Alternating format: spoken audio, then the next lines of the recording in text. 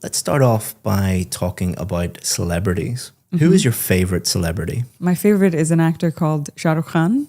He works in the Hindi film industry. He's been making movies since I was 3 years old, and I am slightly obsessed with him. Would you like to be a celebrity? It would depend. I'm somebody that likes my privacy and anonymity quite a bit.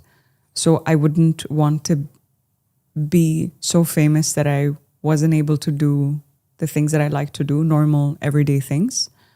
But I would like to be so good in my field that I build a reputation for myself. Are there any celebrities that you do not like? There's quite a few. Can I say Donald Trump? I mean, there are certain things about him that I can respect, but overall, I would not find him likable in any way. He's a bad representation, I guess, for Americans, or worst president, I think, American president. Now let's talk about fashion.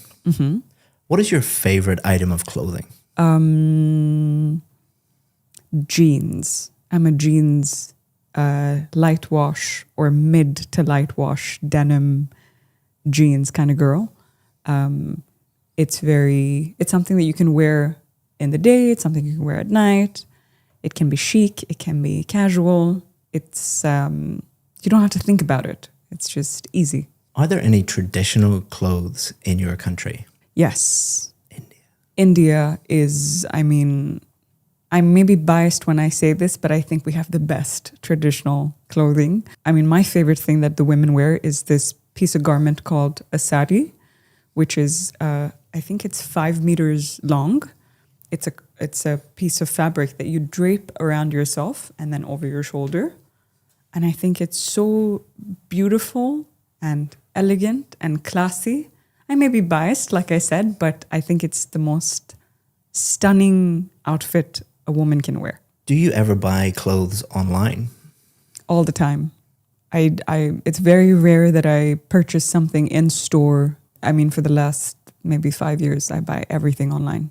Now let's talk about colors. What colors do you like? I'm quite a bright, again, maybe because I'm Indian, I gravitate to almost every color. Red, blues, greens, purples, pinks, white. I mean, other than black, unless it's a car. Cars look great in black, but other than that, I would say every color of the rainbow I like. What's the most popular color in your country? That's tough. What's the most popular color? I guess it depends on the season. It depends on the event. If we're talking about weddings, it's usually red. If we talk about, a Hindu wedding is usually red. If it's a Christian wedding, then it's usually whites and blacks.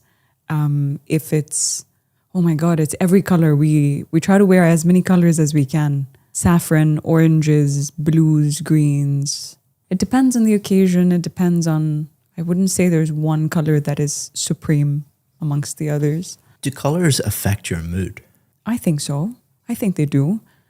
I guess when I'm feeling gloomy and I put on a dark color, perhaps subconsciously to reflect my internal gloominess, it makes me feel probably more gloomy. But if I force myself to wear something bright when I'm not feeling so good, I think I'm able to absorb some of the energy of that color and feel perhaps a little better. Food that I learned to prepare, I'm pescatarian, so I don't eat meat, but I love food. And I have a gluten intolerance, so I can't eat a lot of the Indian food. So this is a little recipe that I learned how to make, which is basically paneer. We call it cottage cheese in English. It's like a spiced tomato base with cottage cheese, with paratha, roti, but it's made out of ragi flour, which is gluten-free and super rich in calcium and very good for people with diabetes, although I don't have diabetes. It's very nutritious, basically. Together, it's the perfect meal. It keeps you full.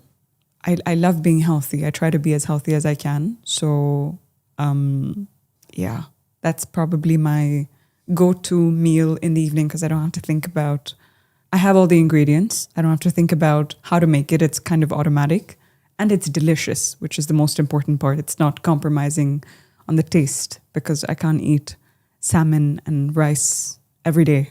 I want to eat something that's more flavorful and nutritious. Sometimes when I'm feeling adventurous, I like to eat it with yogurt, either Greek yogurt or regular yogurt, and add a couple Indian spices into it and mix it up. So the spiciness of the paneer, cottage cheese, the texture, like a drier, stiffer texture of the ragi roti, and the creaminess and coldness of the yogurt is match made in heaven. So we've been talking about a dish that you like to prepare. And we're going to continue to talk about cooking and young people and cooking. What kind of things can children learn to cook? I'm trying to think about what's safe with the parents there. Obviously, we're assuming. So if a child's going to be around the stove or an oven, let's say the parents are there, I think baking is very fun. Especially little things like cookies that you can make shapes out of. It's like a fun activity for parents and children to do together. Baking is good. On the stove too, but I think that requires a little bit more precision. So kids should bake like Christmas cookies, probably. Do you think it's important for children to learn how to cook? Absolutely. It's a survival skill, in my opinion. I personally think that you shouldn't treat it like a chore or treat it like something that you were forced to do because you have to do it forever. You don't know where you're going to be or what kind of situation. Even if you are surrounded by people that are good cooks and you perhaps don't feel like you need to cook yourself, it's always important to teach children from a young age to be able to kind of put a meal together because it's basic, it's survival. Now let's talk about working as a chef. What skills does a person need to be a great chef? Interesting. From what I've heard, I've never worked as a chef or worked in a kitchen before, but I think it takes a lot of trial and error. So for that reason, I would imagine that the person would have to be very patient. And with that patience, you need to have an inherent passion for the food that you're making. I think chefs usually specialize in one or more cuisines. So just having an understanding of the background of the spices, where it comes from, of the meat, where it comes from. If you're not passionate about that, it can probably tire you out to be that invested in learning. So patience, passion, and a good environment, like access to good teachers, access to good books, access to good produce would probably help you hone your craft a lot more. How enjoyable do you think it would be to work as a professional chef?